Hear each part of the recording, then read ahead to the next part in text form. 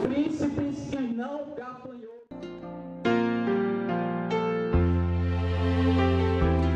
E Moisés, ele faz aquilo que Deus manda. Moisés, ele não teme, sabe por quê? Porque Deus não chamou covarde. Gideão disse: o covarde que volte, os medrosos não venham, porque para guerrear é para corajoso, para guerrear não é para covarde, para guerrear tem que ser valente. Moisés, há um problema, há uma dificuldade naquela terra. A terra verdadeiramente é boa, como eu já disse, eu já passei o relatório para você. Os 10 espias começam a falar de um por um. Há gigantes que devoram os seus moradores, há homens maiores do que a gente. Eu acho que a gente não vai conseguir, Moisés.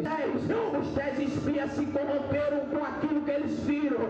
Eles se amedrontaram, não acreditaram na promessa de Deus. Mas havia 2 homens corajosos que não se corromperam, 2 homens ali virtuosos que criam na promessa de Deus, chamados Josué e Caleb. 2 homens que não temiam, 2 homens que eram valentes, 2 homens que eram crentes, 2 homens que confiavam na promessa.